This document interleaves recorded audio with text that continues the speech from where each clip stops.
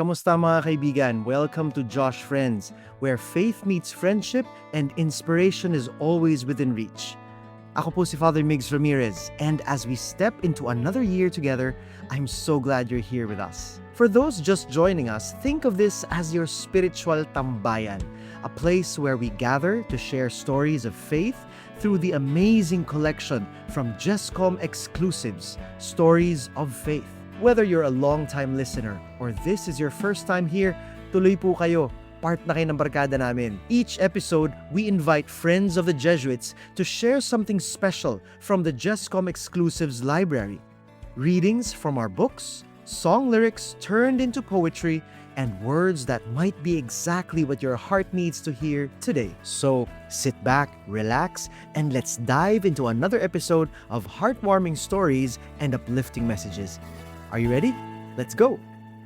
I live 5 minutes away from the office. Sounds like a dream, right? No traffic stress, no 2-hour commute. But here's what nobody tells you. When your world gets that small, you start noticing everything. And that changes you. I'm Katrina Santos and I work as a marketing manager for a retail company. My days, pretty standard, deadlines, events, partner coordination, occasional travel abroad. Nothing extraordinary, but that 5-minute walk to work, that became my classroom. Kasi yung area namin, it's chaotic.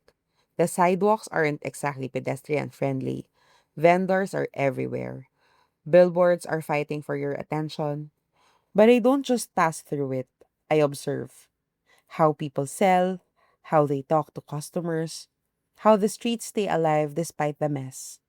And somehow, those observations find their way back into my work, into how I see things. Recently, I came across this book from Jesuit Communications, Love Him Evermore by Father Joseph Laramie S.J.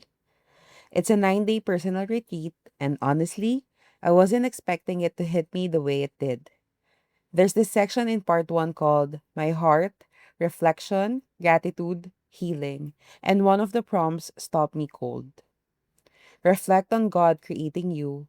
Look at God looking at you with love in the first moments of your life. Find a few baby pictures of yourself or photos of your baptism. Simple, diba? But when was the last time you actually did that? Not for a throwback post, like actually looked at yourself as a baby and asked, who was I before the deadlines, before the roles, before I learned to perform? So I pulled out some old photos. There I was, tiny, clueless, completely dependent.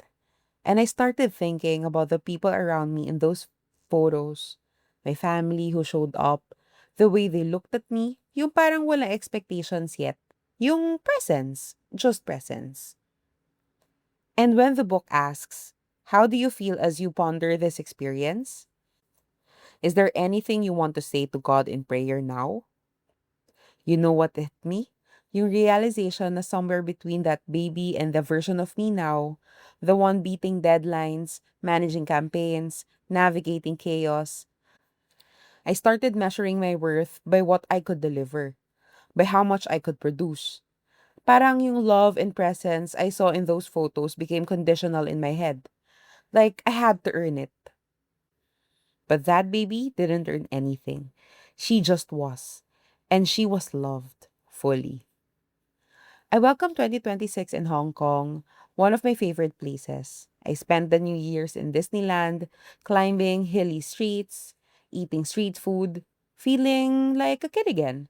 At a gathering, we did this gratitude cake ritual. Everyone shared 3 things that they were thankful for in 2025. Mine were simple. My new cat Lottie, finally traveling to Europe, which used to be just a dream, and having everyone. I love cats, friends, family, healthy and whole. Pero that exercise, it made me realize how often I rush past gratitude. Kasi when you're always moving, always producing, you forget to stop and say, okay, this right here is already enough. Father Laramie writes that this retreat is about renewing and healing our hearts before we can share in the mission of Jesus. And I think that's just what I'm learning. That before I can show up fully in my work, in my relationships, in the chaos of that 5 minute commute, I need to remember who I was before I learned to perform.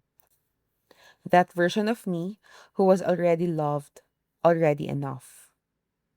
So if you're like me, moving fast, observing everything, but sometimes forgetting to observe yourself with the same kindness, I really encourage you to check out Love Him Evermore.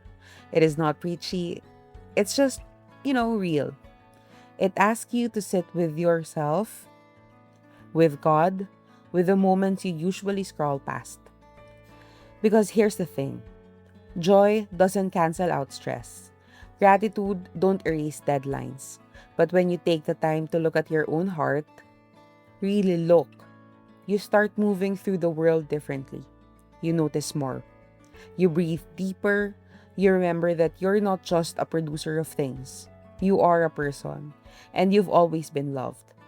Faith isn't just something we hold, it's something we live. This 2026, let's move from reflection to action, from knowing to doing, from reading to becoming.